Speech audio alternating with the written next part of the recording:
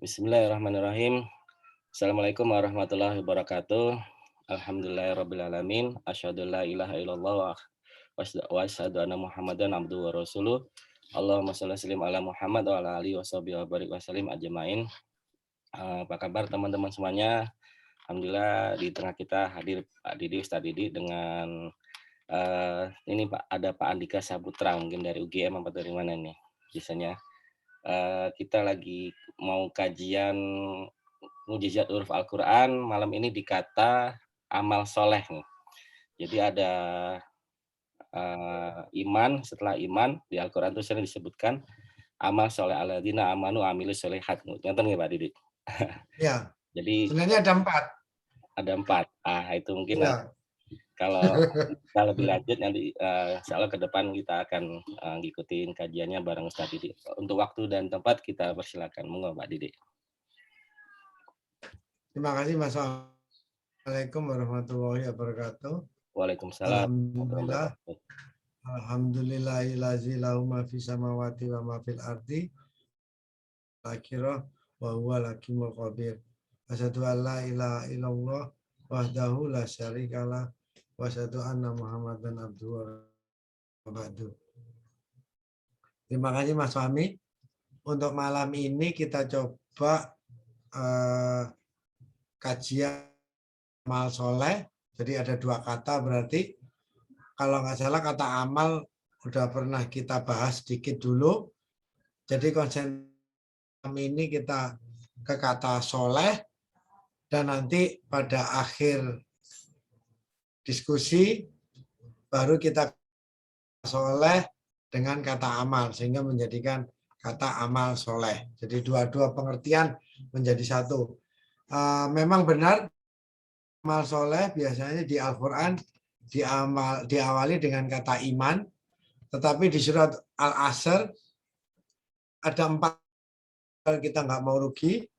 Pertama kita beriman, kedua kita beramal soleh, ketiga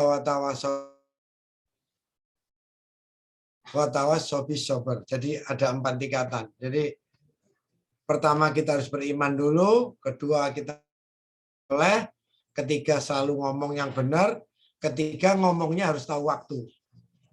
Jadi walaupun kita benar omongannya, tapi sober, kita harus juga sabar. Jadi kita ngomongnya harus di tempat dan waktu yang tepat. Kalau enggak omongan kita benar, kita sabar, kita amal soleh, tetap kita masuk ke kategori orang yang rugi. Jadi semua tatanan ini udah ditetapkan. Tinggal kita mau seberapa jauh nilai yang mau kita aplikasikan. Apakah cukup kita beriman saja, tambah amal soleh, atau lebih sempurna lagi dengan watawasau bil haq, atau puncak dari itu semua ditambahi dengan watawasau. Untuk malam ini kita konsentrasi ke kata soleh dulu, dan akan kita buka untuk PowerPoint-nya.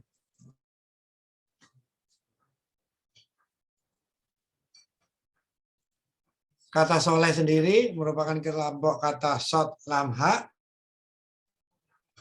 Sebelum membentuk kata sod lam ha, biasanya kata solat pun itu juga tersusun dari kata sod. Fasoli lirobika wanar, dan solatlah lalu berkorban. Jadi sebenarnya ambil dari kelompok kata ini, soleh itu bisa didapat setelah kita melakukan benar. Jadi kesolehan itu dalam Islam setelah kita melakukan sholat. Nah, sehingga apakah sholat kita sudah benar, dilihat apakah kita sudah soleh. Ini yang akan membuat kita patokan. Jadi seberapa banyak kita soleh, akhirnya balik lagi. Apakah kita telah soleh dengan kesolatan kita? Nah, disinilah. Dan kata soleh sendiri saya secara detail jarang diterangkan. Jadi kita akhirnya hanya mengerti soleh itu pokoknya bagus. Kita masuk ke pandangan umum. Ini yang saya ambil dari KKBI, Kamus Besar Bahasa Indonesia. Soleh dan sungguh-sungguh menjalankan ibadah. Soleh adalah suci dan beriman. Coba bayangkan, kata yang sedemikian dalam hanya di arti ini. Jadi sangat sedikit yang bisa kita ambil dari pengertian ini. Tapi inilah yang ada di tengah masyarakat, yang ada di tengah-tengah. Oh, dia orang soleh. Oh, berarti dia orang yang taat dan sungguh-sungguh menjalankan ibadah. Padahal di Jumatan sendiri, takwa yaitu dengan menjalankan perintahnya dan menjauhi larangannya. Jadi semuanya serba bias. Di masalah itu saja, sehingga apa? Pengertian umat sendiri terhadap kata soleh sedemikian dangkal.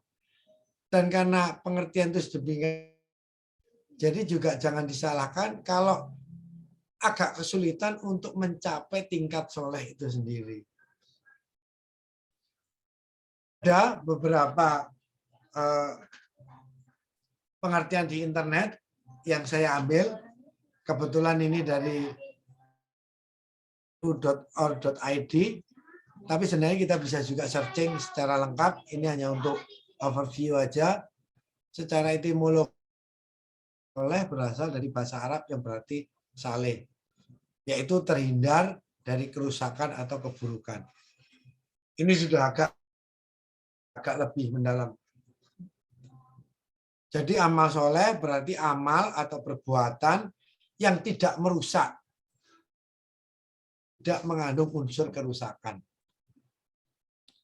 Nah ini, jadi kita bisa bandingkan sekarang, kalau kita telah, lalu kita telah sholat, tetapi ternyata perbuatan kita masih merusak, atau itu yang membuat kerusakan. Nah berarti tanda kutip sholat kita perlu diperbaiki, pengertian sholat yang kita lakukan. Maka orang soleh berarti orang yang terhindar dari kerusakan atau bersifat buruk. Yang dimaksud ini adalah perilaku atau kepribadiannya, kata, sikap, perbuatan, bahkan pikirannya. Ini agak lebih mendalam lagi.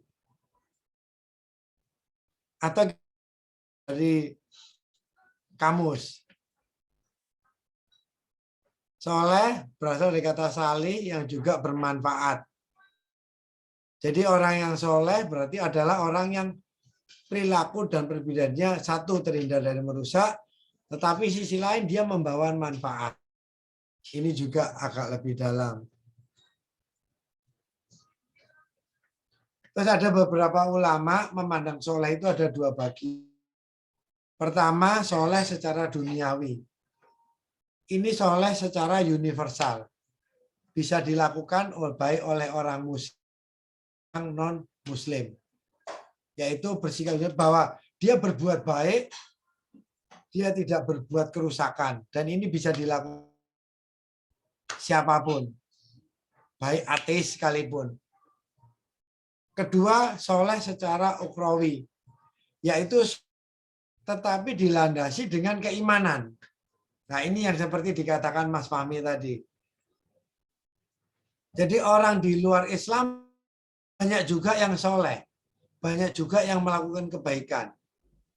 Tetapi landasan keimanan mereka berbeda dengan landasan kita. Orang di luar Islam pun banyak juga yang tidak soleh. Melakukan kerusakan, melakukan perbuatan yang provokatif. Begitu juga di dalam Islam. Ada juga saudara-saudara muslim kita yang juga jauh dari kesolehan. Provokasi, mereka membuat kerusakan, mereka menciptakan ketakutan, bukan kedamaian. Jadi ini sama juga. Jadi saleh secara ukhrawi yaitu yang lahir dari landasan keimanan. Jadi seperti dasar, pertama dia beriman, kedua dia amal soleh. Inilah berarti adalah kesolehan yang ukhrawi. Pembedanya hanya satu, dasar-dasar keimanannya. Jadi misalkan orang di luar muslim, orang yang berbahaya di jalan, lalu dia inggirkan. Itu perbuatan baik secara universal. Perbuatan baik yang bisa diterima oleh siapa. Tetapi soleh secara ukhrawi, dia menyingkirkan barang yang berbahaya dari jalan umum, misalkan paku, landasan karena keyakinan di sini perbedaannya. Yang satu baik hanya untuk dunia saja, yang satu baik untuk dunia dan dia bisa menerima barang nanti. Jadi kesolehan secara ukhrawi adalah ini berlangsung baik di dunia. Ini overview secara sekilas apa yang dimaksud secara soleh. Dan kalau sebenarnya batasannya untuk kebaikan agar kita tidak rugi yaitu tadi ada 4. Beriman, lalu dia beramal soleh, lalu dia berkata yang benar, lalu dia sabar, tahu tempat, tahu diri. Sering kita kebobolan yang di belakang. Kita merasa beriman, kita merasa beramal soleh, kita yakin yang kita omongkan benar, tetapi sayangnya tidak waktu yang seharusnya. Sehingga apa yang terjadi? Dia tetap orang yang rugi. Jadi kalau tidak mau rugi, tidak hanya 2, tapi 4 yang harus kita lampaui.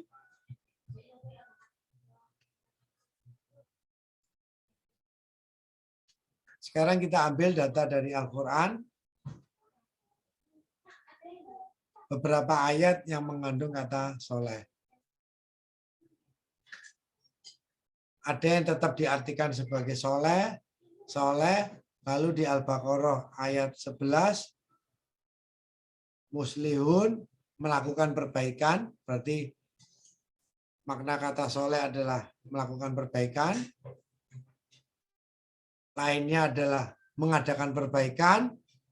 Di Al-Baqarah 182 bermakna mendamaikan. Lalu ada juga mengadakan islah, yaitu perdamaian.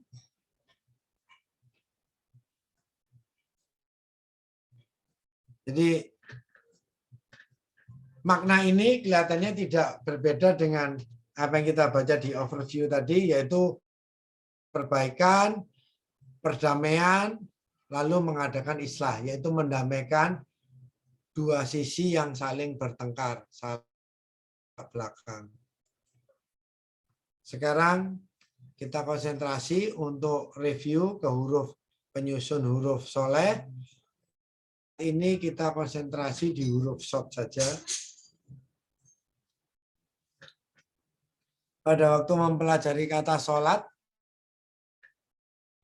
kita juga telah mempelajari huruf shod. Makna huruf shod secara induk. Kenapa orang tunduk? Bisa karena malu, bisa karena hormat, bisa karena takut. Tunduk bisa juga berarti memperhatikan. Tunduk bisa juga berarti terfakur, tafakur, diam.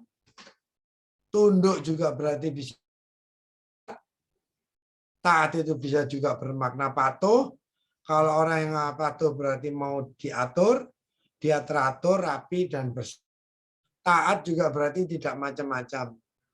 Taat adalah sesuatu yang lurus, sejajar. Tidak macam-macam berarti satu macam. Dalam hal posisi, shod bisa bermakna subjek atau objek. Kalau dia bermakna subjek, berarti dia. Kalau dia bermakna objek, berarti dia ditundukkan. Ini makna dasar dari shod. Lalu coba kita sekarang masukkan makna dasar dari huruf shod ke dalam kata soleh. Shod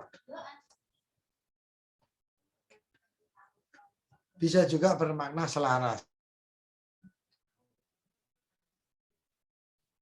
Kita bisa balik ke makna kata tadi.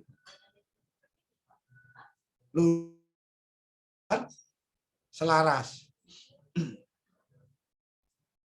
Jadi adalah kepandaian kita untuk memainkan kata. Sod ditujukan kepada sesuatu, hak berarti dekat atau mendekatkan. Soleh itu adalah menyelaraskan sesuatu untuk kedekatan. Soleh adalah temu agar tercipta kerukunan.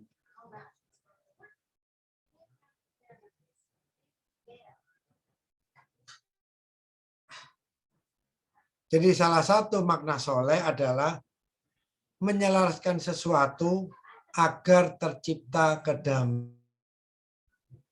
Perbuatan yang soleh adalah mencari titik temu agar sesuatu itu menjadi damai atau rukun.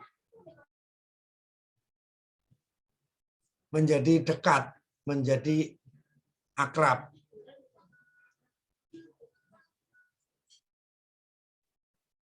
Lalu makna kedua, sod, tunduk, bisa juga berarti hormat. Berarti orang yang soleh itu adalah respect terhadap sesuatu, yang menghormati terhadap sesuatu agar tercipta kedamaian, kerukunan. Terhadap lingkungan, respect terhadap sesama manusia, respect terhadap sesama muslim, saudara muslimnya.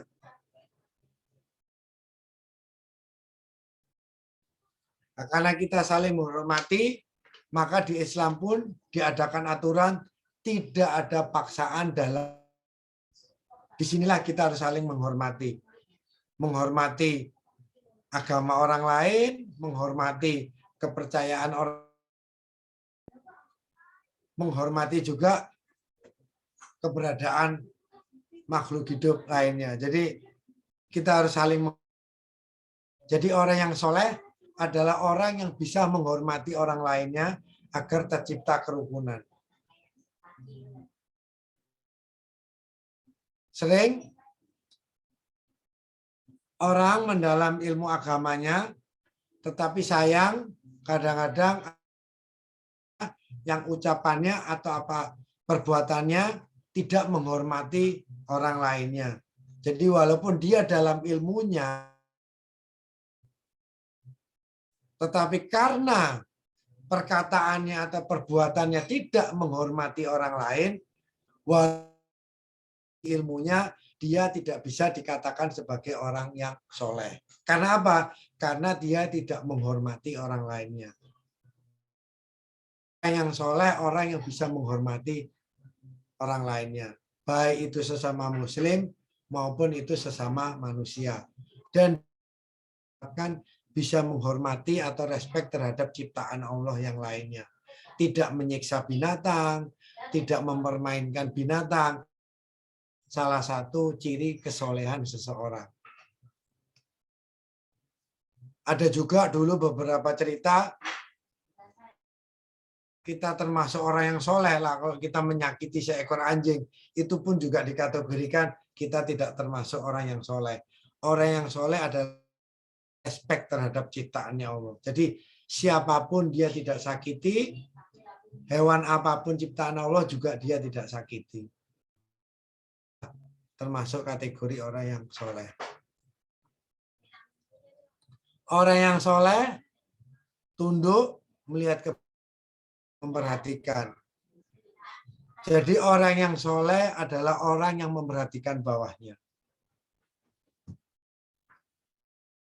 Ini pun juga diperkuat oleh statement Rasulullah, ada hadis, sungguh tidak beriman kalau ada tetangganya yang sampai kelak.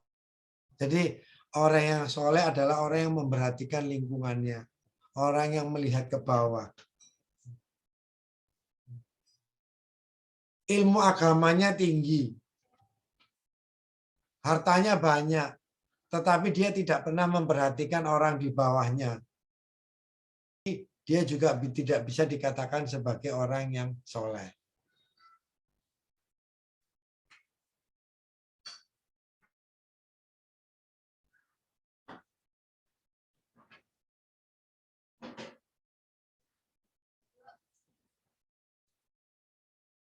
Berikutnya, orang yang soleh, orang yang tunduk, taat, patuh, mau diatur.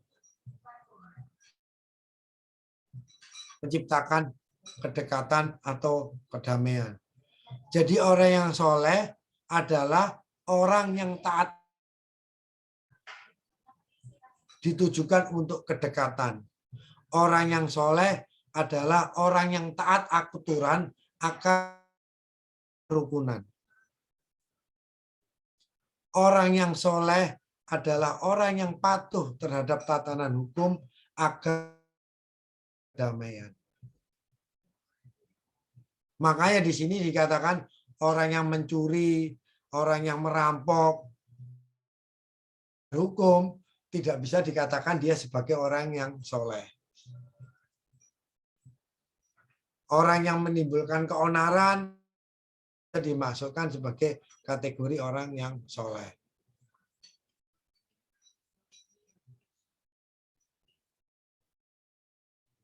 Lalu sat sebagai subjek dan objek. Jadi orang yang soleh adalah orang yang tahu kapan pimpinan dan tahu kapan menjadi bawahan. Agar tercipta. Jadi orang yang soleh itu adalah orang yang siap memimpin dan siap dipimpin kedamaian. Jadi orang yang soleh kalau memimpin dia menciptakan kedamaian, kalau dipimpin dia pun juga menciptakan kedamaian. Ini adalah akhlak orang. Tetapi kondisi sekarang kadang-kadang berubah. Kalau memimpin seenaknya, begitu dipimpin rusak. Nah, ini juga tidak bisa dikatakan sebagai orang yang soleh. Lalu kata islah. Kata islah berarti alif bermakna satu atau paling, soleh. Jadi islah bermakna paling soleh. Nah, ternyata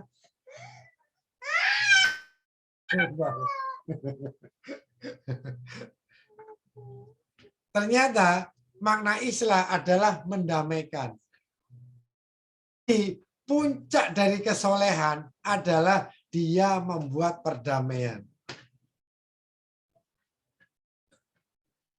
Ini jarang sekali orang soleh itu masuk di dunia politik.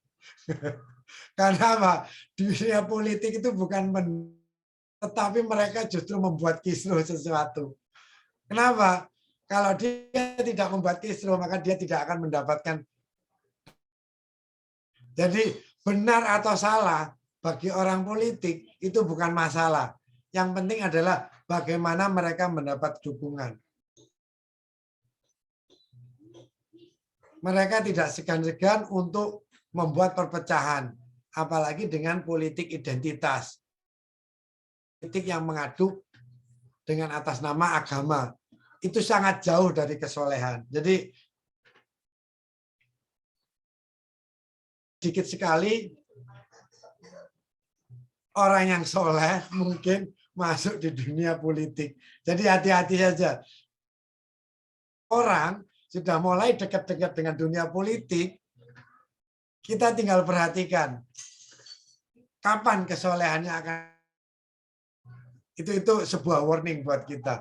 Jadi bukan berarti 100% orang di politik itu nggak ada yang soleh. Tetapi kita bisa, apakah di dalam politiknya dia mendamaikan atau di dalam politiknya dia menjadi provokator sesuatu yang mengadu. Sehingga dan apakah dia tetap saling menghormati atau dia saling menghina. Jadi disinilah juga Rasulullah sebaiknya seorang ulama itu tidak mendekati seorang umaro. Atau kalau ilmu, sebaiknya jauh-jauhlah sedikit dari urusan umarok. Kalau sekarang mungkin perpolitikan. Karena apa? Situasinya sangat berat. Dan mau nggak mau dia harus mengorbankan kesolehannya. Jadi itu yang harus kita ambil secara pelajaran. Dan yang pasti islah paling soleh bermakna mendamaikan. Jadi puncak dari kesolehan mendamaikan sesuatu. Inilah yang harus kita capai.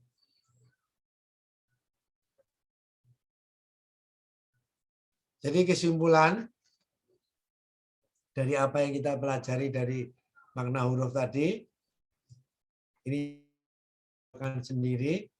Mungkin teman-teman bisa memperbaiki nanti kalau saya ada kesalahan. Jadi orang yang memilih dan menjaga perdamaian. Orang yang soleh itu orang yang selalu bertemu. Orang yang soleh itu tidak mempertentangkan sesuatu. Orang yang soleh itu pasti mendamaikan dan menyelamatkan.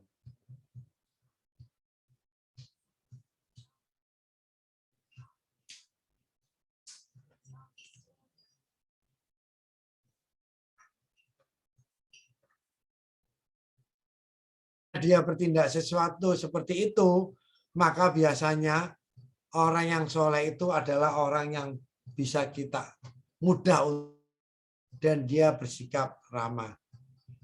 Lalu kita pecah. Bagaimana orang soleh itu memilih dan menjaga perdamaian? Apa dasar? Ini. Dasar orang soleh adalah yang biasa kita ucapkan sehari-hari, mungkin puluhan, yaitu dengan nama Allah yang pengasih dan penyayang. Ini adalah dasar orang soleh untuk memilih dan menjaga perdamaian. Kenapa? Dia akan menyebarkan perdamaian sehingga setiap orang bisa merasakan kasih sayang Allah. Inilah kenapa kedamaian harus terjadi. Karena dengan kedamaian kita berharap setiap orang bisa merasakan kasih sayang Allah. Sekarang kita bayangkan bagaimana kasih sayang Allah akan bisa dirasakan kalau negara kita seperti Afghanistan sekarang. Kalau negara kita seperti Suriah. Bagaimana kita bisa memperkenalkan kasih sayang Allah? Kalau di suatu tempat yang saling menghancurkan. Padahal mereka sama-sama Muslim. Tidak saling menghormati satu dengan lainnya. Lalu mereka semuanya merasa mereka adalah yang paling benar. Merasa yang paling baik. Nah, ini bagaimana cara kita soleh menjaga perdamaian? Adalah kita menjaga perdamaian sehingga setiap orang kasih sayang Allah. Dan kalau orang sudah bisa merasakan kasih sayang Allah, maka orang itu bisa mengenal Allah. Dengan dia bisa mengenal Allah, maka akan bisa tercipta, yaitu mencapai la ilaha illallah dengan cara yang damai. Ini jadi, dan ini memang lebih sulit daripada kita memperkenalkan la ilaha illallah dengan cara ini jauh lebih sulit. Jadi disinilah perjuangan bagaimana menegakkan la ilaha illallah dengan cara kasih sayang. Bagaimana menegakkan dengan kasih sayang harus tercipta kedamaian. Bagaimana tercipta kedamaian kalau kita yang soleh. Itu urutannya. Dan kita balik. Kalau kita tidak soleh, kita akan selalu menciptakan pertengkaran. Kalau kita tercipta pertengkaran, situasi yang tidak baik. Situasi yang tidak baik, orang tidak akan pernah merasakan kasih sayang Allah. Kalau orang kasih sayang Allah, bagaimana kalimat la ilaha illallah bisa ditegakkan. Tetapi ingat, tinggal diam. Sehingga apa yang dikreasikan iblis? Menegakkan kalimat la ilaha illallah dengan peperangan, dengan sehingga apa? Kita akhirnya keluar dari nama Allah yang pengasih dan penyayang. Akhirnya Allah adalah tukang azab. Allah keras. Allah padahal dengan berpikir jelek terhadap Allah, maka akan kejelekan yang kita dapat. Disinilah bagi perkenanan Allah sebagai Maha Pengasih dan Penyayang. Lalu yang kedua adalah orang yang mencari titik temu. Ini juga seperti yang diajarkan oleh Rasulullah, sebaik-baiknya pertengahan. Tetapi masalahnya, bagaimana kita bisa mencari titik tengah kalau kita tidak batas atas dan batas bawah. Inilah. Jadi yang soleh, kita harus berpikir dan kita harus memakai otak kita untuk bertindak. Sebaik-baik urusan adalah pertengahan. Tetapi kita tidak tahu puncaknya di mana, dasarnya di mana. Kita salah membaca puncak dan dasarnya, salah pula kita mengetahui titik tengahnya. Dan kalau kita salah mencari titik tengah, apa yang diajarkan oleh Rasulullah tidak akan pernah tercapai. Jadi, ternyata untuk menyelaraskan, untuk mencari titik temu, untuk bisa melaksanakan perintahnya Rasulullah, sebaik-baik urusan adalah pertengahan, mau nggak mau kita harus bisa berilmu dan berpikir.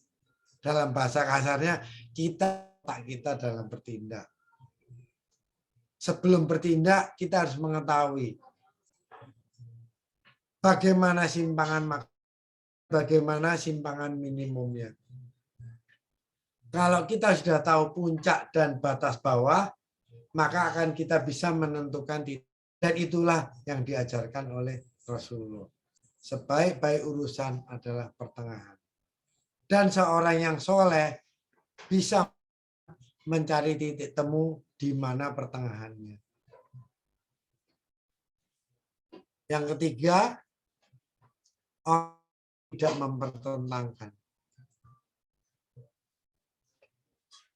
Jadi orang yang soleh adalah orang yang menyelaraskan, mempertentangkan sesuatu. Karena dia harus menyelaraskan, maka dia harus pandai dalam bersikap. Dan dia harus menjaga nafsunya. Inilah perbedaannya. Orang soleh itu beragama dengan ilmu. Bukan nafsunya. Sehingga orang yang soleh itu proaktif. Tidak reaktif. Sebentar lagi kita bahas apa perbedaannya proaktif dan reaktif. Orang yang tidak emosional dalam bertindak. Jadi walaupun dia dikasih informasi yang bertentangan, yang menyakitkan, yang mempengaruhi perasaannya, dia tetap bisa menahan nafsunya. Sehingga apa? Tidak menimbulkan pertentangan. Dia bisa mencari titik temunya. Jadi orang yang soleh itu bisa menyelaraskan antara kondisi dengan aturan yang ada. Tetapi ini sangat sulit. Rasulullah pernah dibantah oleh beberapa orang. Yaitu pada saat Rasulullah dalam sholat, yaitu mengenai boleh dijamak. Itu pun sudah ada yang membantah. Rasulullah memberikan Jamak, orang-orang tidak mau menjamak. Setelah ditanya Rasulullah, kenapa kamu menjamak? Kita takut terhadap Allah. Ya, itu berarti sama dengan mempertentangkan bahwa Rasulullah itu tidak takut terhadap Allah. Dan disinilah beragama dengan nafsu, bukan dengan ilmu. Sehingga apa? Sesuatu rukhsah pun akan mereka pertentangkan dengan ketaatan mereka. Kita harus hati-hati. Nah, ini perbedaan reaktif dan proaktif. Orang yang reaktif itu adalah seorang yang bertindak secara impulsif, yaitu tindakannya spontan tanpa berpikir informasi atau rangsangan. Dan ini kita sering lihat di sosial media. Informasi yang benar, belum menerima sumber yang benar, langsung reaktif, langsung posting, langsung jawab. Sehingga apa? Bukannya justru menambah kekisruhan. Cenderung merasa menjadi korban. Ini orang yang impulsif. Dizolimi, selalu merasa jadi victim. Ini orang impulsif. Ciri lainnya orang lain dan keadaan. Bangsa lain maju disalahkan. Saya susah itu karena orang lain maju. Saya susah seperti hidup saya menderita karena Amerika maju. Hidup saya susah karena orang Cina kaya. Jadi padahal dia tidak berpikir bahwa dia miskin karena dia tidak mau belajar. Dia miskin, mungkin dia kurang bekerja keras. Tetapi orang impulsif tidak mau tahu. Yang salah harus orang lain. Dirinya pasti benar. Ini orang impulsif. Apa? Dia tidak mampu bertanggung jawab terhadap dirinya sendiri. Ini orang yang reaktif. Dan ini banyak sekali ternyata ada di luar sana. Lalu bagaimana orang soleh? Orang soleh orang yang cenderung proaktif. Bagaimana orang proaktif? Orang yang cenderung berpikir sebelum bertindak. Jadi dia tidak mudah diprovokasi. Sehingga dia tidak mudah juga untuk memecah belah secara tidak sengaja. Proaktif itu orang yang mampu memilih respon atau tanggapan. Seperti ada acar, pandai itu bukan orang yang ditanya langsung menjawab. Orang yang pandai itu kalau ditanya dia berpikir dulu. Setelah dia tahu baru dia menjawab. Ini orang yang proaktif. Jadi disinilah kalau kita mau mencapai kesalehan kita, berarti kita harus bersikap proaktif. Dan kita tidak boleh reaktif.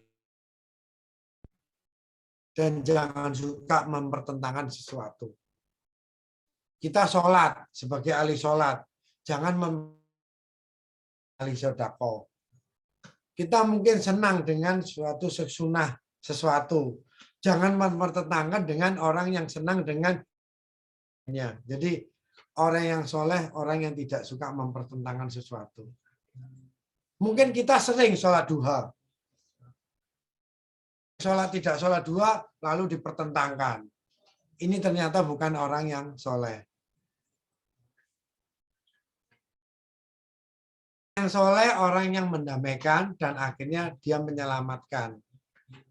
Sama juga dengan apa yang diajarkan oleh Rasulullah, seorang yang muslim lainnya merasa selamat dari gangguan lisan dan tangannya. Jadi ternyata Rasulullah selalu mengajarkan akhlak. Dan akhlak itu adalah ditujukan agar kita menjadi orang yang soleh.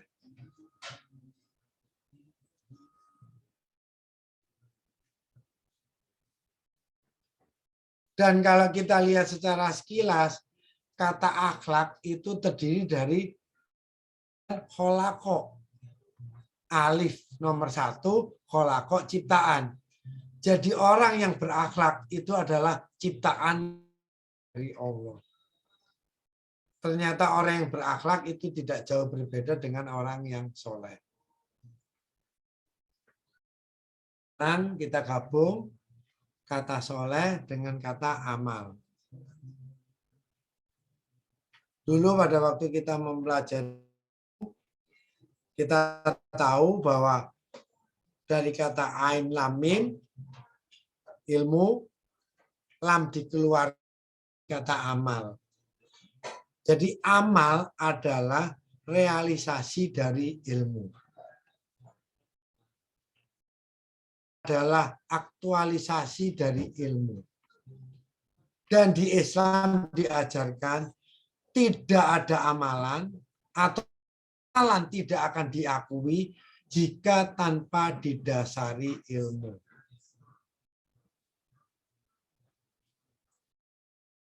Suatu perbuatan yang dilakukan tanpa dasar ilmu tidak bisa disebut amalan.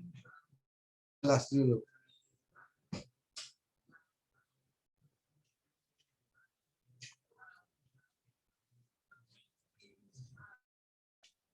Jika seorang mempunyai ilmu fikih, lalu dia bertindak untuk di fisika ngomong, itu bukan suatu amalan. Karena apa? Itu tidak sesuai dengan keilmuannya. Adalah aktualisasi dari keilmuan kita. Semakin banyak ilmu kita, semakin banyak amalan yang bisa kita lakukan.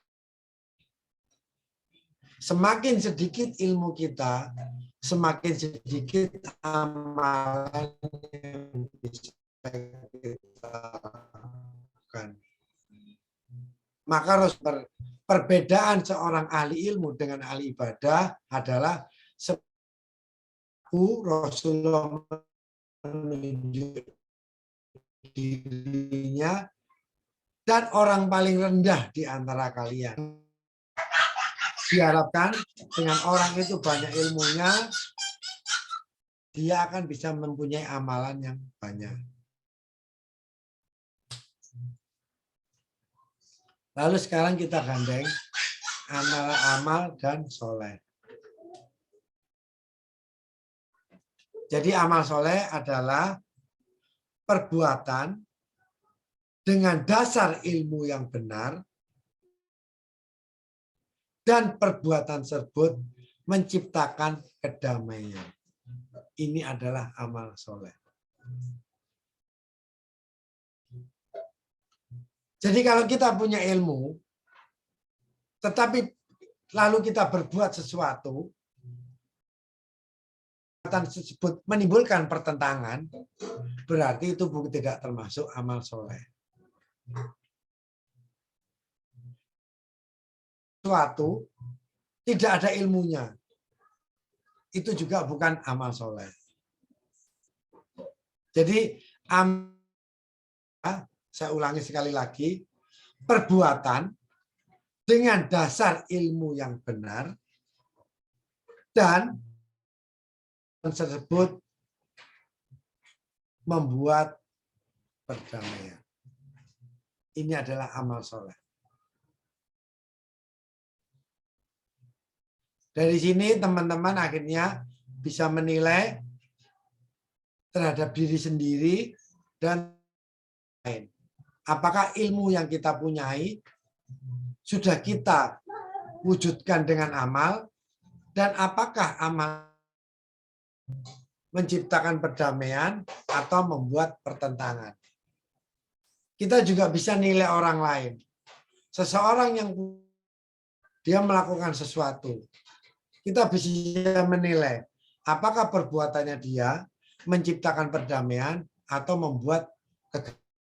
Disitulah kita bisa menilai kesolehan seseorang. Lalu sebagai penutup, yang akan dijanjikan Allah terhadap orang yang soleh. Dan sungguh telah kami tulis di dalam sudah Lauhul Mahfuz, bahwasanya bumi ini dipusakai hamba-hambaku yang soleh. Sebenarnya ini adalah untuk dipegang orang-orang yang soleh. Maksudnya apa? Bumi ini harusnya dipegang untuk tercipta damaian.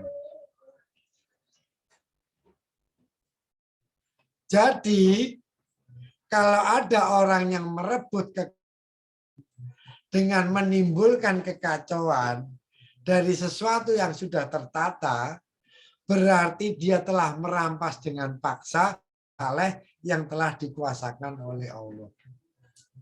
Dan ingat, dia nanti akan bertanggung jawab kepada Allah secara langsung. Berarti dia telah mengadakan kudeta terhadap Allah. Kenapa? Karena dia telah menciptakan kekacauan, merebut kekuasaan. Jadi bumi ini sebenarnya haknya orang soleh. Ini adalah haknya orang-orang yang menciptakan perdamaian. Bumi ini adalah orang-orang yang bisa Bismillahirrahmanirrahim. Dengan nama Allah yang Maha Pengasih dan Penyayang.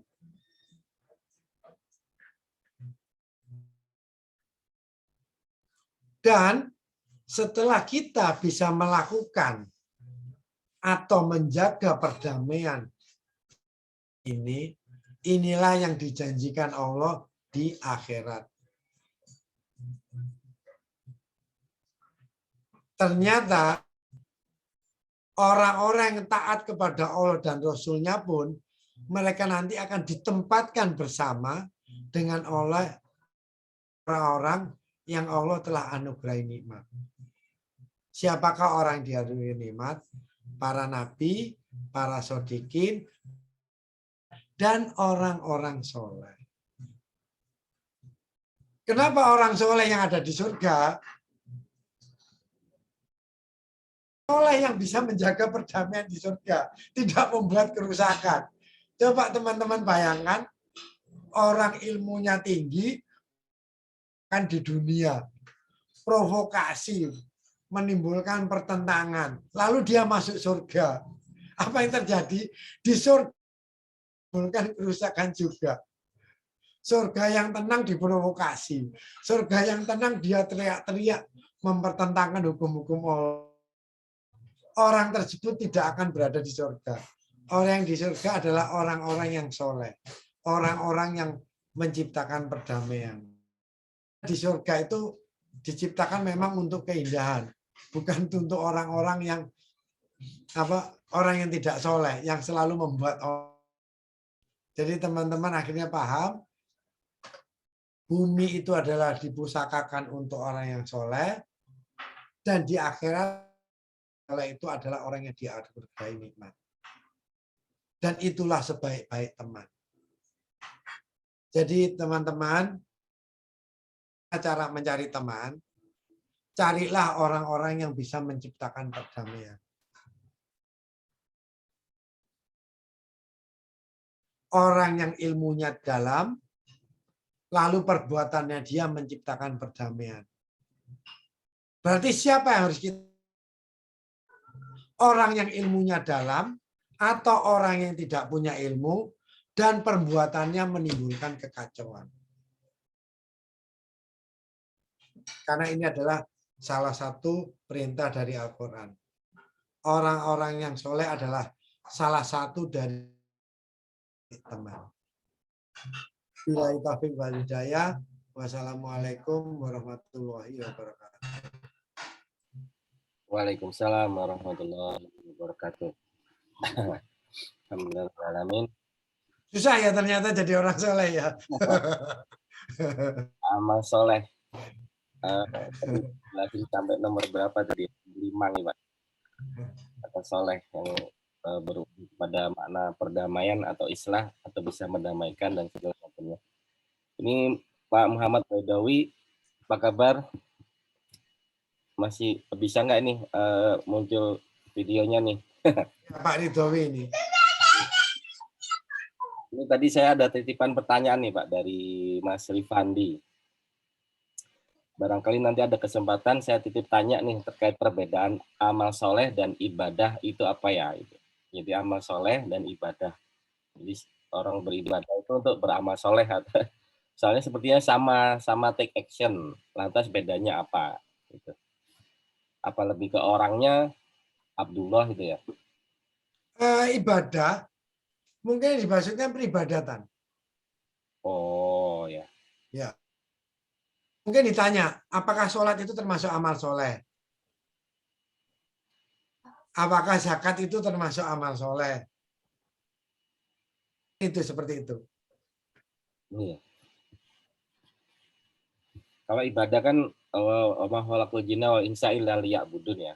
Tidak diciptakan Itu lain lagi, itu bukan peribadatan, itu pengabdian. beda. Ya, jadi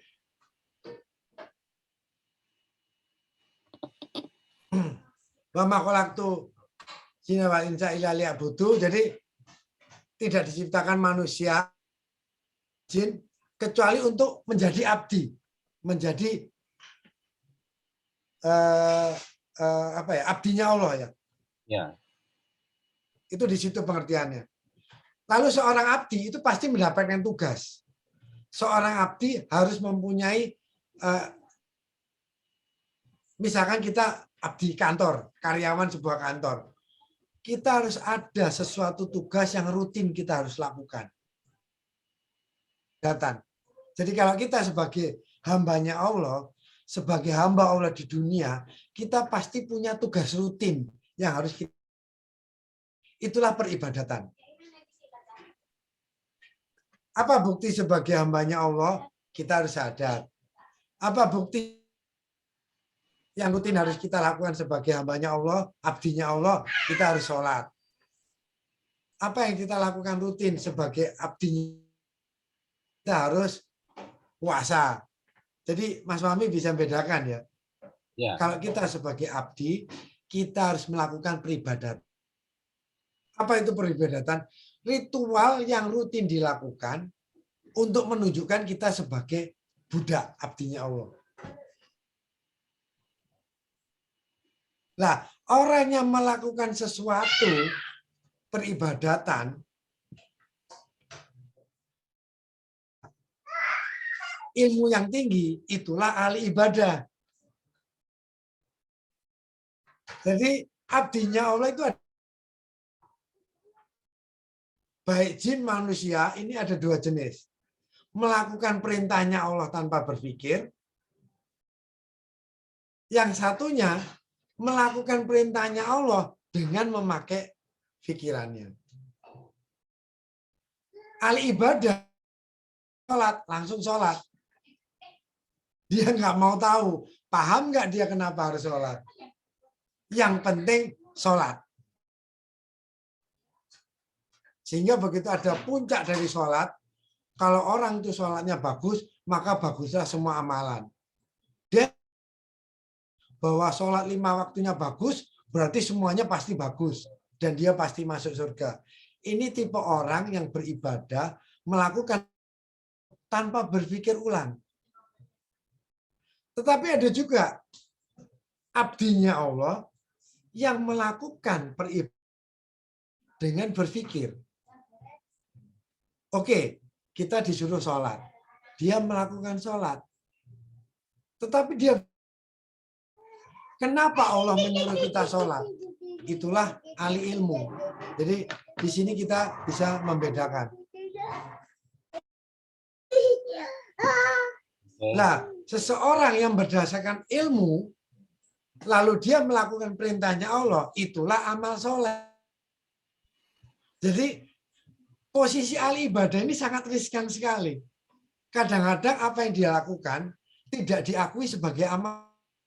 Ilmunya terbatas.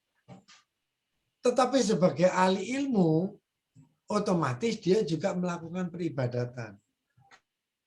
Tetapi karena didasari dengan ilmu, amalannya lebih luas. Nah, semacam gini Mas Fahmi. 2 orang, satu ahli ibadah, satu ahli ilmu. Sama-sama sholat. Karena yang satu hanya melakukan tanpa berpikir, dia mendapatkan pahala 1. Tetapi yang satu karena dia sholat dengan dia mengetahui ilmunya, kan 100. Inilah perbedaannya. Juga seperti di perusahaan. Seorang ahli ibadah itu seperti office boy misalkan, tenaga kasar. Ahli ilmu itu seperti atau mungkin direksi. Setinggi-tingginya tenaga kasar di kantor itu UMK, Mas Fahmi. Setinggi-tingginya. Sekeras apapun pekerjaannya dia, paling tinggi hasilnya. Tetapi staf ke atas, sebagai ahli ilmu, serendah-rendahnya dia UMK. Inilah perbedaan antara ahli ilmu dengan ahli ibadah. Nah, kalau perbedaan apakah ibadah terhadap apakah juga sama dengan amal soleh, tergantung. Apakah ibadahnya dia lakukan berdasar keilmuan, berarti amal soleh. Sampai seberapa tinggi ilmunya, berarti semakin tinggi juga kesolehannya dia. Nah, jadi semakin tinggi ilmu seseorang, semakin tinggi nilai kesolehannya. Semakin tinggi nilai amal solehnya. Oke. Beda pahala seseorang. Iya. 10 orang sama-sama sholat. Yang satu agak tinggi, yang satu menengah, yang satu lebih tinggi. Mungkin yang paling rendah amalan sholatnya dapat 1. Yang satunya dapat nilai 3. Yang paling tinggi ilmunya mungkin dapat nilai 10. Disinilah kita harus memacu ilmu kita. Seperti itu, Mas. Oke, siap. Oke, kalau dari Pak Muhammad Baidowi ini gini, atau teman apa? Pak Ridhowi ini. Pak Ridhowi atau Pak Mas Bagus atau siapa nih? Ada pertanyaan, monggo. Tadi tuh saya pengen nanya ini, Pak. Dari pengembangan huruf H-nya sendiri tadi kan ke banyak di huruf short ya. Ya, memang saya tadi ke huruf short. Kalau di konsentrasi huruf H-nya sendiri kira-kira apa itu, Pak, di ininya? Misal H itu dekat. Ya. Lurus. Track. On the track. On the track. Berarti bisa juga dia kecepatan menengah. Tidak terlalu tergesa, juga tidak terlalu lambat. Oh. Sedang-sedang saja ya. Orang yang soleh itu tidak reaktif. Tadi dia proaktif. Oh, di tengah-tengah. Kalau di tengah-tengah. Seperti Nabi Khidir dan Nabi Musa. Yang menerangkan siapa? Nabi Muhammad. Hak di tengah-tengah. Nabi Khidir itu hak, Nabi Musa. Dan kita memang cenderung jim seperti Nabi Musa. Makanya Nabi Musa emosian. Diajak Nabi Khidir suruh sabar, tetap nggak bisa sabar. Itu yang apa reaktif tadi. Ya, Nabi Musa itu reaktif. Begitu perahunya orang dilobangi, dia langsung marah kepada Nabi Khidir. Ya, itu tadi mungkin antara keutamaan ilmu sama ahli ibadah di situ nih. Padahal Nabi Musa itu termasuk nabinya Allah yang cerdas. Ya, ya. Agak emosional. Berarti... Lalu disindir. Nabi Musa disindir juga di dalam Al-Quran. Dia gagal melaksanakan kesabarannya terhadap Nabi Khidir. Pertama masalah perahu, kedua masalah membangun. Itu ketiga masalah waktu Nabi Khidir membunuh seseorang. Begitu Nabi Musa janji keempat untuk sabar, apa jawaban Nabi Khidir? Bagaimana kamu bisa sabar kalau kamu tidak tahu makna diri? Ini problematik. Bagaimana Nabi Musa bisa sabar kalau nggak tahu apa itu sabar? Nah, sekarang seperti kita selalu beromong sabar, sabar, sabar. Tapi kita tahu sabar itu apa? Short sabar itu. Berarti sama kayak apa itu yang tadi kan surat wal asr itu kan watawasobil haq, watawasobit sober. Watawa sobit sabar. Berarti mungkin di Nabi Khidirnya sudah sampai watawasobit sober, tapi Nabi Musanya masih masih watawasobil haq nih, karena beliau yang hak ini harus Ya. dilakukan.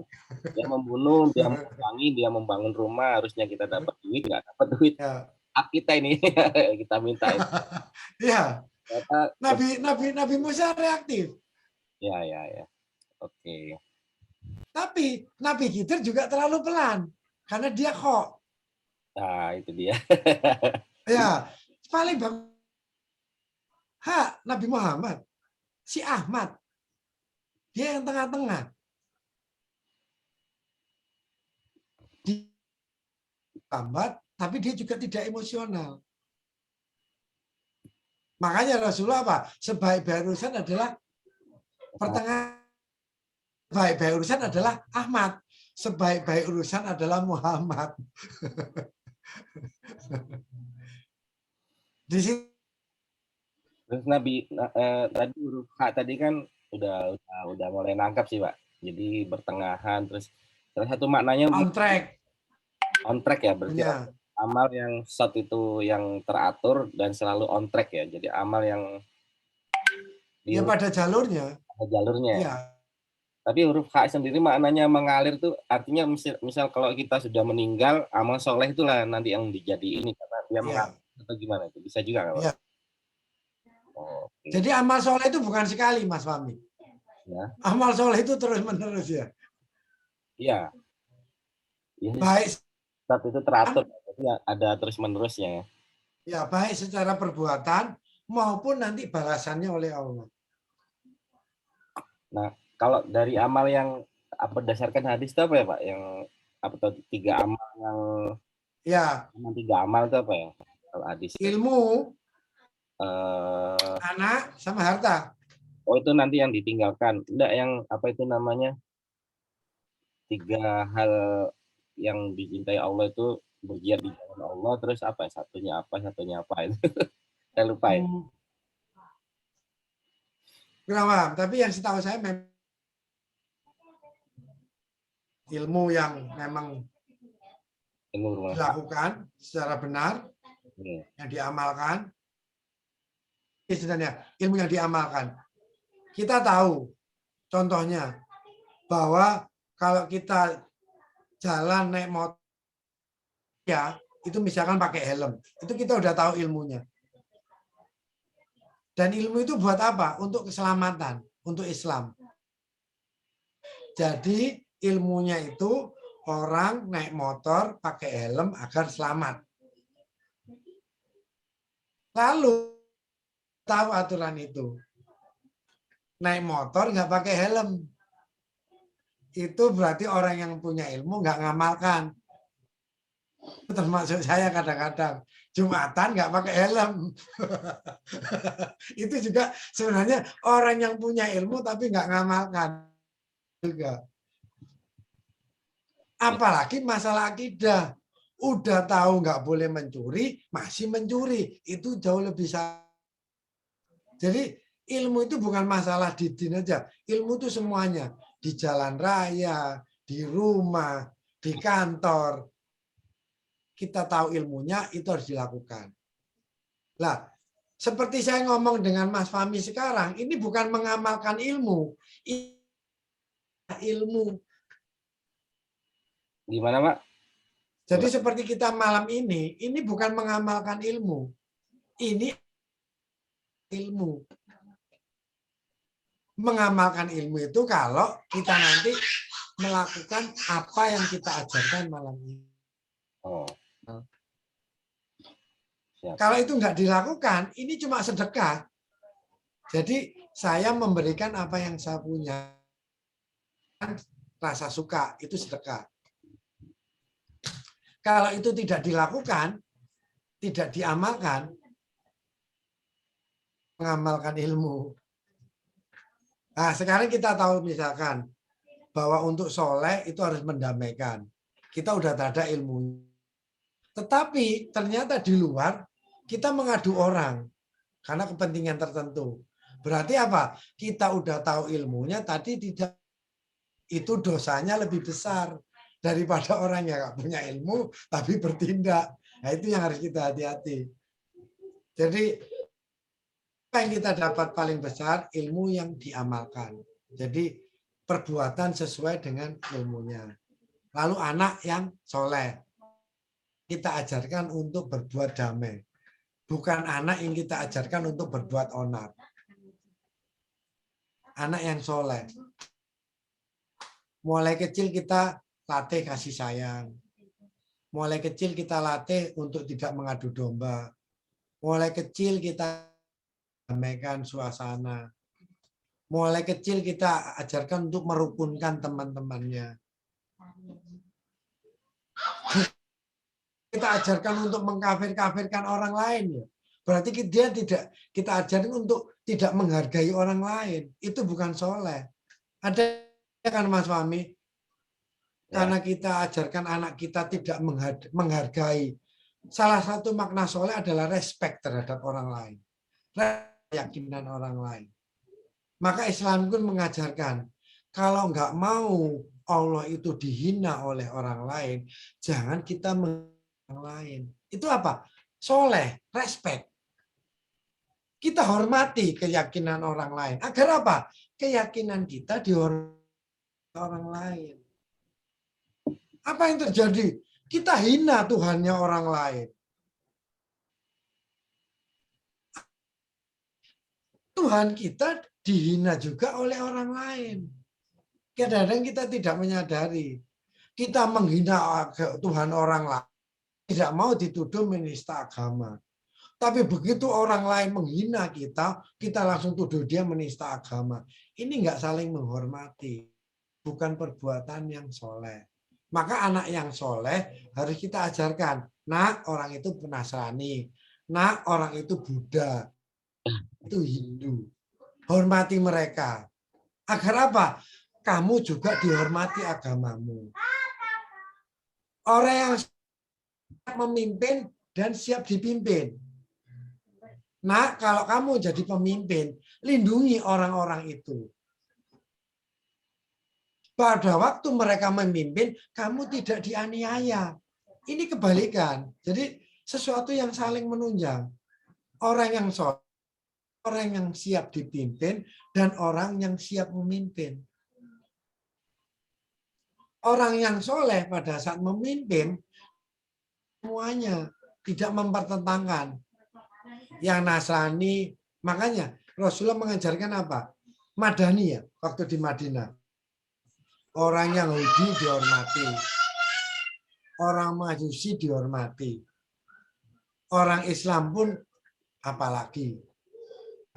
Pada saat kita dipimpin oleh orang Nasrani pun, mereka juga melindungi kita. Sekarang kita saling hantam. Kita ngantem minoritas misalkan. Di Eropa karena mereka mayoritas, kita ganti dihantam. Ini bukan soleh. Semua soleh. Disitulah. Jadi bagaimana anak yang soleh berarti kita ajarkan anak-anak kita untuk menghargai atau menghormati orang lain. Anak yang soleh juga menghormati alam lingkungan kita. Kita ajarkan anak kita menanam pohon. Jangan menanam. Respect terhadap lingkungan. Itu anak yang soleh. Apalagi menghormati kita sebagai orang tua. Sama-sama saudara muslim. Itu anak yang soleh. Lalu Mas Fahmi tahu yang ketiga, harta yang diwakafkan. Sekarang anak yang soleh ya. Jadi kita ajarkan anak-anak kita Mas Fahmi untuk menciptakan perdamaian. Menghormati, respect terhadap agama orang lain. Jangan menghina orang lain. Itu kita ajarkan anak kita untuk soleh. Tapi iblis tidak pernah tinggal diam. Soalnya kalau dia diam, dia salah 2 kali. 1 udah durhaka sama Allah, kedua nggak tugasnya. Jadi dia harus bertindak semacam itu. Dan kita musuh utama kita iblis. Makanya Mas Fahmi, kita diperintahkan untuk membuat perdamaian, iblis mengajak kita untuk Rasul mengajak kita soleh untuk tidak bertentangan sesuatu, iblis mengajak kita untuk memperbaiki. Agama kita mengajarkan kita soleh untuk pengasih penyayang, iblis mengajarkan kita untuk saling menyakiti. Jadi itulah anak yang soleh kita ajarkan mulai semula. Udah, apalagi Mas? Siap. Itu tadi sudah banyak sih ya. Tinggal implementasinya aja ini mungkin. Ya, iya. Tidak semudah itu. Nah, itu dia. Dan kita tahu musuh utama kita. Iblis itu musuh yang nyata. Dia tidak akan mencapai soleh. Karena orang soleh itu termasuk orang yang diberi nikmat. Dan itu masuk kepada ayat Al-Fatihah ayat 7. Itu tadi saya ini Pak Didi yang saya bilang tadi itu ternyata ini 3 amal yang dicintai Allah itu, yang satu itu sholat tepat waktu, yang kedua itu berjihad fisabilillah di jalan Allah, dan yang ketiga itu berbakti kepada kedua orang tua. Nah, mungkin di kata solehnya, di kata sholatnya sendiri kan hampir mirip juga Pak Didi. Sholat, Ya. soleh. Sehingga nomor 1 itu sholatnya itu tanda orang beriman itu kan ininya kan di sholatnya ya, antara tanda dia kafir atau enggak kan, kalau dia meninggalkan sholat berarti sudah runtuh sudah agamanya gitu kan. Berarti yang kita bicarakan sholat mikro atau sholat dalam arti makro.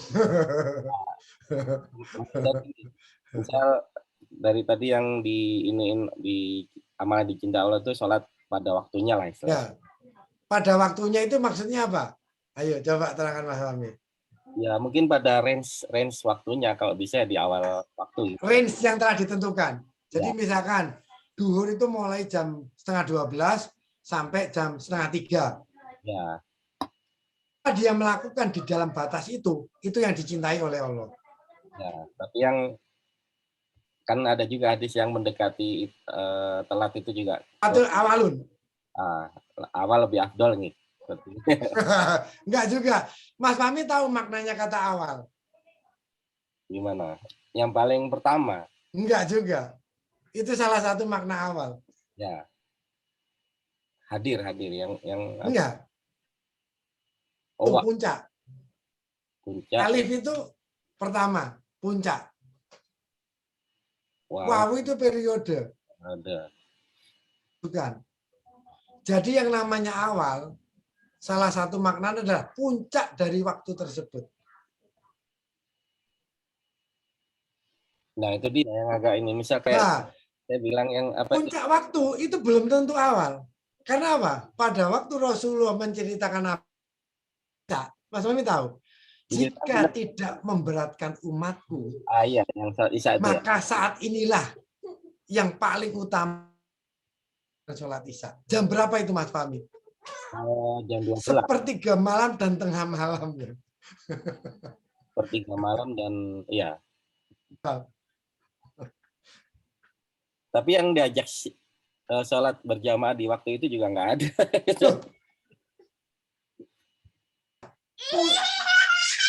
Tingkat kesulitan itu adalah di puncak waktunya. Jika tidak memberatkan umatku. Iya, iya benar.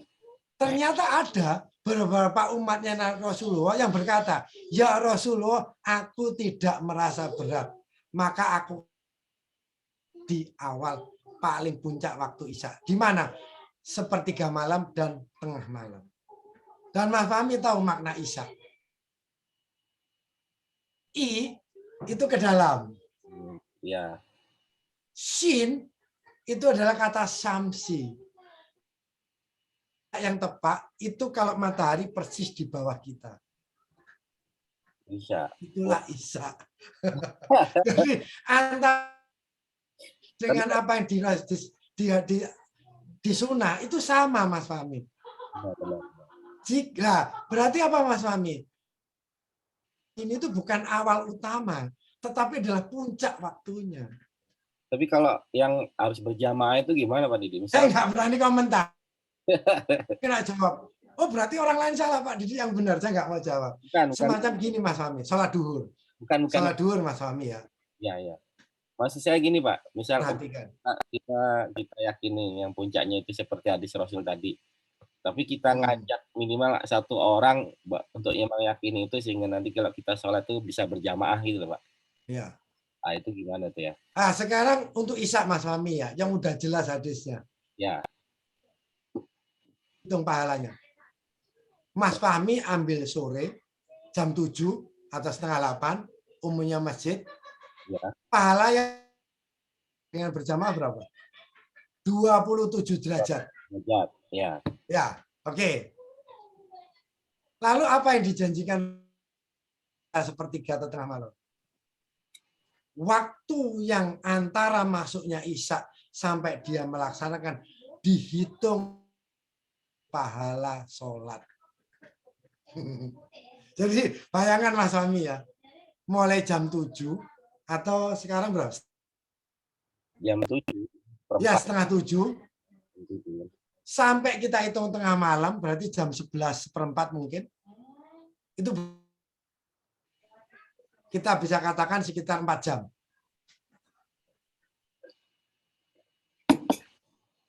Lalu 4 jam, melaksanakan sholat, 1 rakaat, kalau yang untuk makninanya benar lah, itu paling enggak sekitar 1 menit lebih. Selama 4 jam, Mas Fahmi, lebih, waktu yang kita lampaui selama bukan itu dihitung sebagai pahala sholat yang sah. Sama-sama menguntungkan. Nah, di sini yang paling bagus. Jika aku mengantuk, aku sholat awal. Maksudnya jam setengah 7-nya.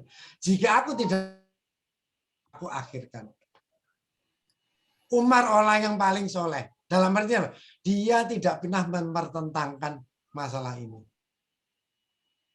Dua-duanya punya pahala sendiri-sendiri. Terserah kita sebagai ilmu mau mengambil 4 jam dihitung sebagai sholat 27 derajat.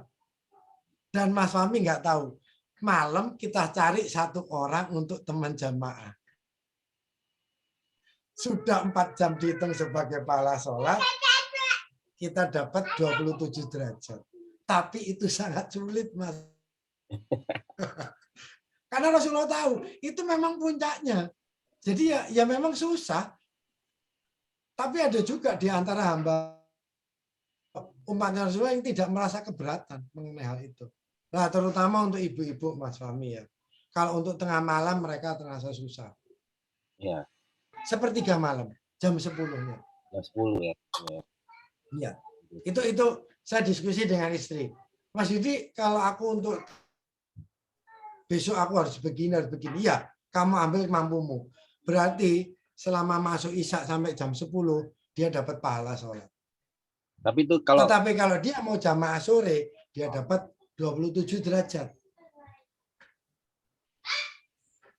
Itu Isya, udah hadisnya. Dan kata Isya sendiri menunjuk samsi di bawah kita. I ke dalam, sin di bawah. Tepat matahari di bawah kita itu berarti tengah malam. Karena di bawah kita itu tengah hari. Itu kalau untuk efek psikologisnya sendiri kayak mana Pak di waktu seperti itu tuh? Yang pernah Pak Didi kerjakan. Saya ambil seperti niru Umar. Apakah ngantuk ke bawah? Kalau saya ngantuk, saya ambil sore. Kumpul orang. Begitu nggak ngantuk, saya ambil malam. Walaupun sendirian. Ini. Risiko. Ternyata ketiduran, bangun mau subuh, 4 rakaat ketandapan. Setiap tindakan ada risikonya, Mas Fahmi. Dan itu kita harus perhitungkan. Jadi, disitulah kita punya ilmu. Dan sekarang Mas Fahmi, kita hitung maghrib. Kalau Mas Fahmi ngitung awal waktu, kita hitung maghrib tuh. melarang kita sholat pada waktu ada tanduk setan. Ternyata tanduk setan Rasul adalah green flash. Green flash itu terjadi pada langit merah. Makanya kata maghrib, mim, sesuatu go yang merah. Jadi saya maghrib, green flash-nya hilang. Tanduk setannya hilang. Otomatis agak mundur. Yang pinter Mas Fahmi, ulama-ulama dahulu. Orang disuruh ke masjid, tetapi sholatnya diundur. Suruh apa? Suruh puji-pujian. Ya, pujiannya lama kalau di tempat saya tuh. Sampai Iya, puji-pujian. Biar agak mundur. Nunggu green flash-nya hilang. sampai ada yang Nah, waktu Mas Fahmi. Maksudnya bukan awal masuk maghrib. ya. Tetapi puncak waktunya itu setelah green flash hilang. Setelah tanduk setannya hilang. Ya. Nah, sekarang kita masuk duhur. Rasulullah melarang kita sholat atau melakukan kita pada waktu lurus dan di antara dua tanduk setan. Mas Fahmi perhatikan, jam duhur pada waktu ada azan. Itu tegak lurus, Mas Fahmi. Rasulullah memerintahkan kita setelah tergelincir. Setelah tergelincir, orang masih salah menduga. Ternyata tergelincir yang mereka hitung adalah equinox. Matahari pada waktu cenderung ke utara, matahari pada waktu cenderung ke selatan, itu membentuk sudut bayangan 11 derajat. Itu sudah disangka orang-orang tergelincir. Padahal yang harus dihitung itu bukan kemiringan utara-selatan, tapi timur dan barat. Ternyata tergelincir setelah 11 derajat, atau idealnya 23 derajat, itu setelah 15 atau setengah jam setelah waktu duhur. Jadi awalnya duhur itu bukan pada waktu masuknya duhur. Mundur setelah matahari tergelincir. Ada lagi contoh riwayat subuh.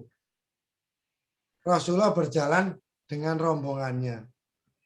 Ternyata semua ketiduran, termasuk Rasulullah. Sahabat langsung mau berwudu, lalu mau menghodok sholat.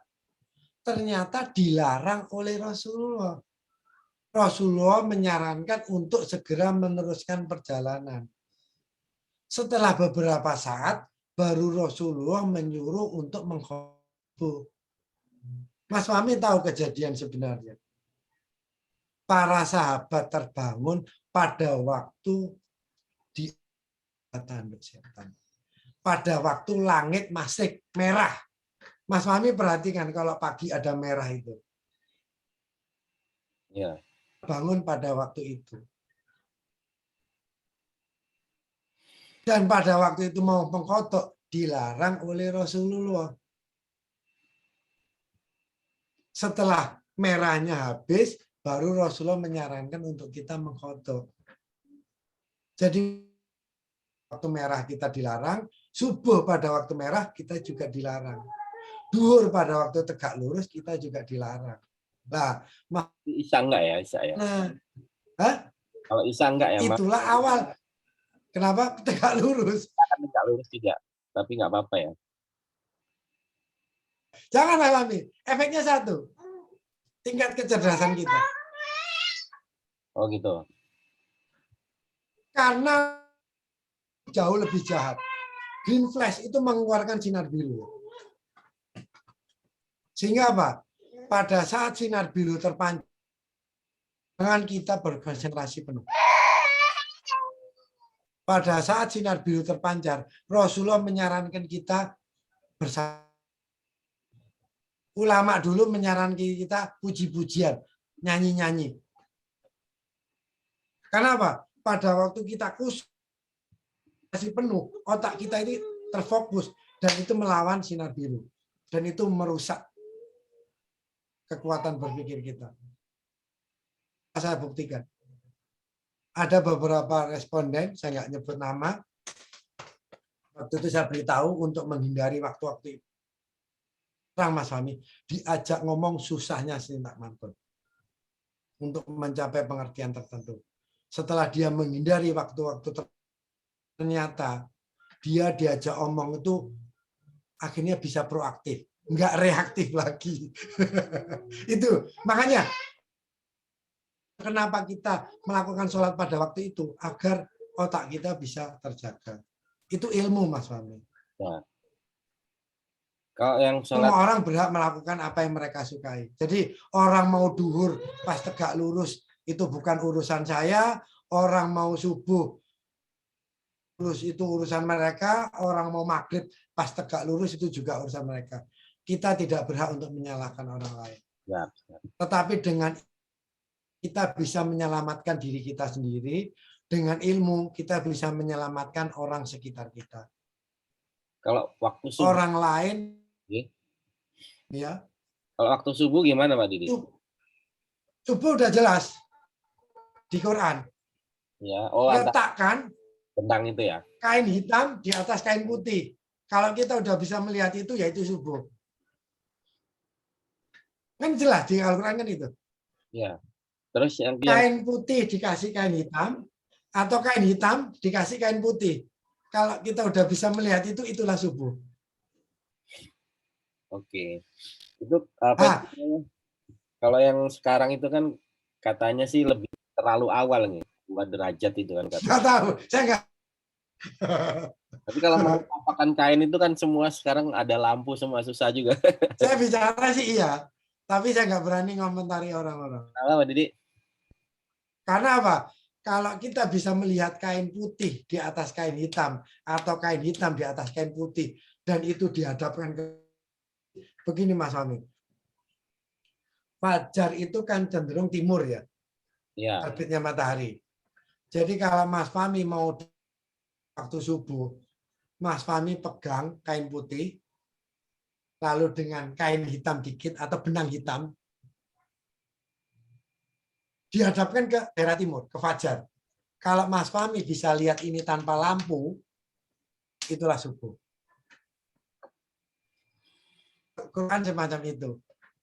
Jadi subuh itu sebenarnya langit itu sudah agak terang. Tapi belum merah, belum kelihatan matahari. Karena apa? Karena dengan sedikit terang itu kita bisa melihat kain putih di dalam kain hitam, benang hitam di atas kain putih. Tapi itu saya Mas Fahmi, karena Al-Quran jelas banget itu. Iya, hitam putih itu ya. Mungkin sama juga. Itu subuh saya. Itu subuh saya. Apakah orang-orang mau jamaah lebih awal atau apa? Itu urusan mereka.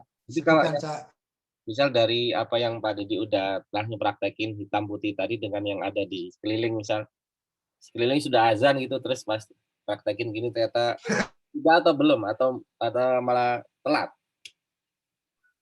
Saya melakukan apa yang saya lagi ini berdasarkan ilmu saya, Mas Fahmi. Makanya sudah tahu bahwa subuh itu adalah kain putih dan hitam dihadirkan fajar untuk kelihatan. Kalau saya sudah tahu saya lakukan, berarti saya orang yang punya ilmu tetapi tidak mengamalkannya. Itu hukum saya lebih berat. Ya. Saya tidak tahu, ya terserah mereka. Tidak ada paksaan dalam tim, Mas Fahmi. Tidak ada paksaan dalam tim. Maksud saya, kalau sudah Pak Didi praktekin itu, apakah kelihatannya tadi itu berbarengan dengan sholat, yang azan yang ada di sekeliling kita, atau azan dulu baru 15 menit atau 20 menit baru kelihatan, atau 20 menit sebelumnya? Atau terserang agak mundur. Agak mundur nih? Oke.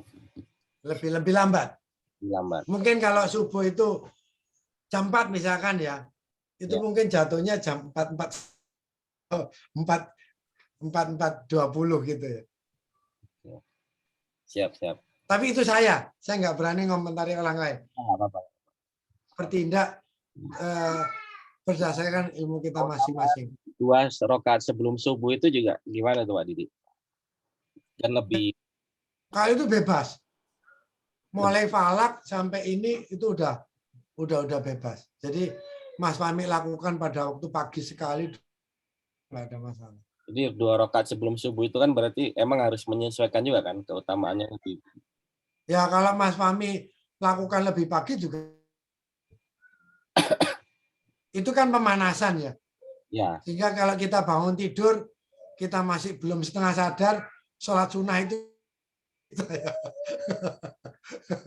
Tapi kalau kita nggak tidur karena tahajud, ya berarti itu sah-sah saja sih, nggak ada masalah. oke. Bahaya itu kalau kesiangan subuh itu yang bahaya. Kalau kesiangan nanti ketemu dengan 2 tanduk setan itu. Sampai warna merah tuh keluar tuh sampai jam berapa kira-kira Pak Didi? Kenapa Mas Fahmi? Kalau warna merah yang di waktu fajar tuh kelihatan itu sampai kira-kira jam berapa? Jam 6 atau Sholatnya maju itu setengah jam 5, seperempat itu udah merah ya kadang-kadang. merah? Oh, Iya. 4. Waduh. Jamnya matahari pas mundur itu kadang-kadang sampai setengah 6 baru merah. Oh, setengah 6 ya. Ya. Dan kenapa seperti itu mengajarkan kita untuk bisa interaktif dengan alam ya. Ya, Jadi kita bukan termasuk orang yang cuek ya. Kita memperhatikan langit ya. ya benar-benar. Wah, itu ilmu banget itu. Itu ajarannya di situ sih. Ya, Kita menghargai Allah bahwa langit itu juga ada fungsinya dan kita diharuskan tahu itu ya. iya. Itu yang saya lakukan di situ. Sehingga saya sendiri kalau kesiangan bangun, langit pas merah, ada tanduk setan, saya mengkodok subuhnya, saya undur. Itu sampai hilang tuh sampai Saya jam enggak, kira-kira Pak Didi. saya cenderung cari aman. Jam 7 Hilang itu biasanya sekitar jam 7. ya. Oke. Ya, diperbolehkan untuk duha. Mas Fahmi tahu maknanya duha. Dot itu menyimpang, H itu arah. Jadi kalau arahnya udah menyimpang, maksudnya udah nggak tegak lurus dengan matahari. Ya. Jadi duha itu adalah antara jam 7 sampai sebelum matahari tegak lurus. Oh, ya, sebelum. Karena dot itu artinya menyimpang ya. Ya. Oke, siap. Itu dilarang oleh Rasulullah. Tapi pada waktu setelah jam 7 atau sekitar sebelum jam 11 masih kita boleh sholat duha di situ ya. Ya, afdolnya sekitar jam berapa? 9. Tapi kalau karyawan kantor biasanya ngantor kan bisa juga lumayan sedikit ya. Ada waktu ya. Tapi bagi yang kayak Mas Fahmi mungkin bisa swasta, ada ikatan dengan kantor, mungkin bisa jam 9, setengah 9, atau setengah 10, terserah. Yang penting matahari mulai mendekati tegak lurus. Sudut yang saya pakai itu 23,5 derajat, Mas Fahmi. 3,5. Itu sudut kemiringan bumi. Iya. Mungkin nanti kajian ke depan nanti setelah Pak Didi ada habis itu apa? Saya takut. Hah? Karena itu bisa menyinggung orang banyak walaupun ada hadisnya. Nggak apa-apa, ini kan untuk membuka. Tapi mungkin bisa, tapi jangan direkam, Mas. Untuk kita sendiri kan nggak apa-apa, Didi. Ya, nggak apa-apa. Itu hanya sebagai ilmu. Ya, ilmu. Orang lain mau melakukan kita Iya. masing-masing. Iya. Karena penting juga. Ya. Dan saya sebenarnya sudah janji untuk masalah syariat nggak mau membahas sebenarnya. Tapi kalau memang secara tertutup atau kita mau sama-sama ini nggak apa-apa. Karena apa? Mas Fahmi tahu perpecahan juga ya. Jadi kalau kita salah berbicara, salah tempat, itu nanti malah menimbulkan fitnah ya. Dan kita akhirnya keluar. Ya. Monggo, kalau memang itu nanti mungkin sebaiknya nggak direkam. Jadi khusus yang benar-benar. Ya. Sayang dong nggak direkam. Tapi ya nggak apa-apa, mungkin kita awali minta maaf dulu ya. Nah, dulu. Ini sebatas keilmuan, tidak bermaksud apa. orang lain ya. Toh yang kita bicarakan nanti juga ada hadisnya. Itu juga sebenarnya bisa-bisa saja. Tapi saya takut kalau itu nanti menimbulkan fitnah Ini nanti dikasih orang lain. Tapi hadisnya banyak sih, hadisnya banyak masalah waktu ya, sholat itu. nanti dikasih prolog untuk kalangan terbatas gitu ya. Enggak ada. Udah apalagi Mas Alfi? Sampun, kayaknya waktunya sudah jam Ya, 2. Makasih banyak waktunya Pak Didi. Dari teman-teman nggak ada yang ini ya. Jadi penyimak aja semuanya. Penyimak setia. enggak apa. Nanti Makasih. kan bisa Oke, ngambil rekamannya ini. insya Allah, insya Allah. Oke, ngoten Mbak Didi. Oke, terima kasih juga. Nah, waktunya dan teman-teman semuanya kita akhiri bareng-bareng kajian ini dengan bacaan hamdalah. Alhamdulillah. Alhamdulillahirrahmanirrahim. Teman-teman, Pak Didi dan teman-teman semuanya. Assalamualaikum warahmatullahi wabarakatuh. Terima kasih banyak. Waalaikumsalam warahmatullahi wabarakatuh. Nah.